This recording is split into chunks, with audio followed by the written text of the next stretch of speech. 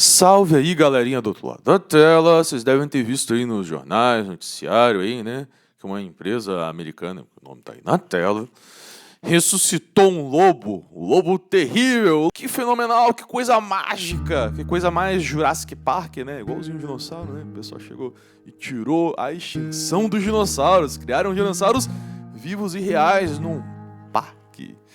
Se você está afim de entender um pouquinho melhor sobre essa situação e algumas discussões éticas no meio disso daí, então vamos lá.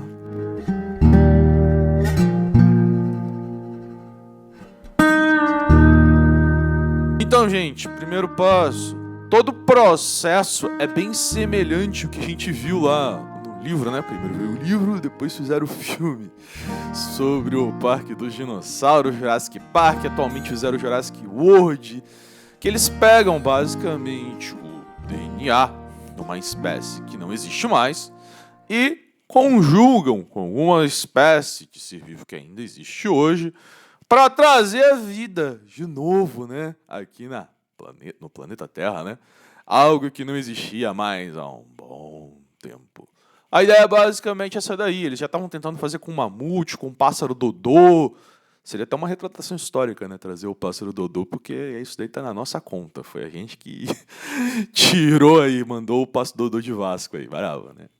Mas, seguindo. O que aconteceu? Eles pegaram esse código genético e tentaram fazer uma espécie semelhante ao que tinha antigamente, porque é semelhante, não é a mesma espécie que a gente tinha. Eles pegaram alguns códigos genéticos e deixaram um lobo atual com características semelhantes a esse lobo terrível. Por que o nome é terrível? Porque ele tinha características mais agressivas do que o lobo cinzento que a gente tem hoje em dia, né? Os lobos, de modo geral, das espécies atuais, no caso, né? Que são do gênero Canis. Que tem características mais agressivas, dentes mais proeminentes, um osso um pouco mais grosso, teoricamente, uma pelagem maior, porque o pelo, infelizmente, a gente não tem como saber, nem o comportamento, porque muitas vezes os noticiários falam, não, que ele tem um comportamento semelhante com o lobo e terrível, no caso, né? O extinto, a espécie extinta, né?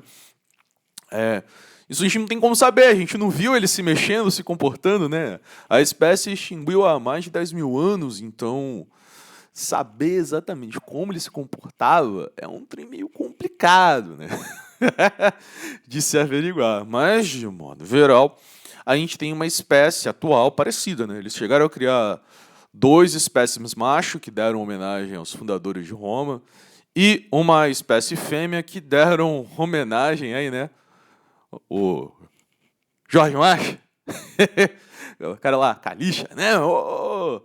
A rainha dos dragões, né? Pô, maneiro. Fica legal. Foi uma homenagem bonita, porque acaba lembrando um pouco os lobos, né? Da literatura do George Martin, que não era da casa dos lobos lá, não, né?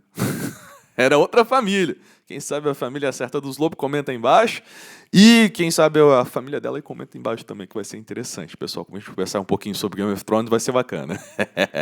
Mas, de um modo geral, não é a mesma espécie. Ele tem características semelhantes. Show? Isso não é de todo ruim. Na verdade, ele não distinguiu uma espécie. Ele conseguiu fazer uma espécie viva virar uma espécie com características que ele queria. Isso serve para muita coisa. Por exemplo, você é alérgico a pelo de gato. Fazer uma modificação genética em algum gato para pessoas que são alérgicas. Criar uma espécie de gato que não dá alergia às pessoas. Olha que interessante. Ou cachorro, no caso, também. Ou uma espécie que é muito agressiva. A gente criar uma espécie que seja mais mansa geneticamente. Colocar características, por exemplo, dos canis, que costumam ser mais sensíveis, mais amigáveis, né? São uma das espécies mais amigáveis que a gente tem na natureza, né? O pessoal do gênero Canis. Principalmente a espécie Canis familiares, apesar que uma variaçãozinha ali ou outra é um pouquinho mais agressiva, mas de modo geral são um dos animais mais carinhosos da natureza. Show!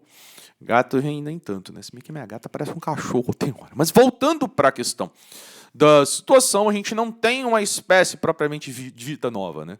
E também a gente teve ainda a situação de uma cadela com um porte grande que serviu de barriga de aluguel, não foi até um lobo também. Mas também é tudo o mesmo gênero, tá tudo certo, é tudo em casa, tá tudo tranquilo. Outra situação também, da gente saber se é uma espécie, porque um dos pontos da definição de espécie é a questão de gerar descendentes. Se esses animais aí que nasceram estéreis, a gente não sabe ainda, são filhotes, têm meses de vida. Então a gente ainda vai levar algum tempinho até eles chegarem na idade reprodutiva e a gente ter esse último teste aí. Apesar que alguns testes genéticos ali, vendo nas gônadas da fêmea e dos machos, né, daria para saber mais ou menos também. Mas, de modo geral, o mais certo é mesmo quando eles estiverem adultos, ver também o nível de motricidade e tal. Tem várias outras situações aí, características para a gente ver. Porque tem algumas espécies que cruzam entre si, mas não gera descendente fértil. Tem até um que o pessoal usa na fazenda. Comenta aí embaixo, você sabe qual é a espécie que eu estou falando aí. Da mistura e do nome final, que acaba gerando um descendente infértil. Ele não é fértil, não tem fertilidade. Não vai gerar, não vai ir fazer outro. Entendedores entenderão o que eu quis dizer. É cópula, né? De modo geral. Mas, em base, a gente tem essa situação. Eles fizeram até rato que tem pelo de mamute. A gente não tem como saber se é o pelo do mamute. A gente viu um rato pelo mais comprido. Basicamente foi isso, né? Pode ter algumas características genéticas do mamute em si, né? Que eles estão fazendo essa codificação. Os problemas são éticos, né? Por exemplo, mesmo que eles trouxessem, ficasse tudo perfeito, é uma espécie antiga que trouxeram agora. O ambiente atual é o mesmo? Porque nem toda a espécie, como, por exemplo, o pássaro dodô, que a gente, caçando, acabou matando tudo que tinha aí na face da terra de pássaro dodô, nem todos é por causa de caça. Imprudente como a gente humano, né? Exterminando. Muitos é questão do ambiente. Não existe mais o ambiente que tinha há 10 mil anos atrás. Já mudou muita coisa no planeta Terra. E muitas espécies acabam morrendo por causa disso. Um terremoto que enterrou uma ilha que tinha lá, ou diminuiu a costa, aumento do nível do mar, redução do nível do mar em algum ponto. Tudo isso daí são fatores que influenciam.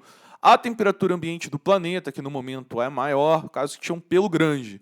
Pô, de repente na região que ele está lá, a temperatura já não é mais a mesma, e fica ruim para ele viver. Entende?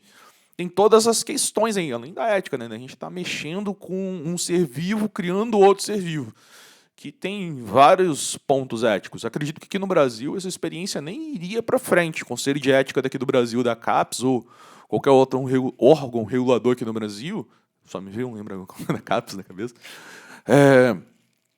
acho que nem aprovaria esse tipo de pesquisa que foi feita nessa empresa dos Estados Unidos, né? Por questões éticas. Isso mexe com muitos conceitos, muitas coisas aí, entendeu? Que nem uns 20 anos atrás o pessoal estava com problema para trabalhar com célula-tronco. Hoje em dia é a coisa mais comum do mundo, né? E os conceitos de ética também alteram com o tempo, né? É complicado. Então, vai além da questão ética, a questão também do ambiente do ser vivo, né? A gente se preocupar se ele vai predar alguma coisa a mais ou a menos, que eles estavam até com uma ideia do Simpson também, né? Não sei se vocês já viram no episódio, que apareceu um pássaro lá predador, aí apareceu um lagarto, aí trouxeram umas cobras para comer o lagarto, e trouxeram não sei o que lá para comer a cobra, e torceram que no inverno o pessoal morresse. Que eles estavam querendo mudar geneticamente algum animal para poder predar alguma espécie invasora de algum canto. Mas aí aquela espécie invasora que está comendo ali é outra espécie invasora. Então, a que for comer a espécie invasora vai virar uma espécie invasora depois, no final. Entendeu? Como não tem nenhum predador natural, algum regulador da região, complica muito a situação. Então, é complicado, gente. A gente colocar algo que não está na natureza, não surgiu evolutivamente natural na região, é sempre complexo demais. Até mesmo quando a gente vai alterar. Por exemplo, a abelha aqui no Brasil, a nativa aqui do Brasil, ela não tinha ferrão. Agora a gente trouxe uma da África que dá ferroada em todo mundo. Tem gente morrendo aí que tem alergia à picada de abelha e vários outros problemas. Então a gente tem várias questões éticas aí na questão, né? Então o primeiro ponto não é uma espécie antiga, é uma variação de uma espécie atual com características. Eu vi um pessoal comentando até a questão de quantidade gênica que tinha nele, que não é o suficiente para a gente caracterizar como uma espécie antiga. Porque a gente, além dos passos que você vê normalmente na escola, no ensino médio, de características de espécie, né? Ainda tem questão quantitativa gênica, né?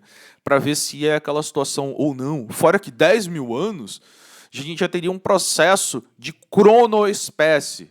Tem até alguns vídeos no canal, se comentar embaixo eu mando o link para você falando sobre isso daí. Não especificamente sobre Chronospece, mas eu tenho uma série completa falando sobre evolução. E dentro delas eu vou citando e explico em algum delas lá qual é o melhor. Eu coloco a playlist ali para vocês darem uma olhada, fazer uma Cícero Flix aí de evolução. Bem interessante, tá bom? E, em resumo, a gente tem isso daí. Não é uma espécie antiga que foi gerada, é uma espécie... A espécie atual, com modificações, igual fizeram com o rato, e provavelmente vai ser a mesma coisa com o dodô, com o mamute. Então a gente fica nessa situação que não é uma espécie antiga e nem é a espécie nova, é uma modificação, é uma variação. Show de bola.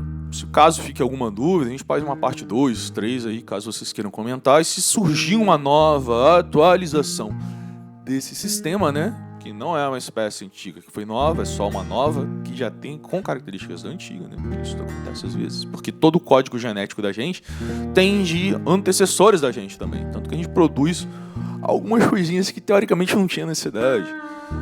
Na parte de genética a gente ainda tem a situação da característica do DNA lixo. Se vocês quiserem eu faço um vídeo também, eu não tenho um vídeo no canal falando especificamente sobre DNA lixo, tá bom?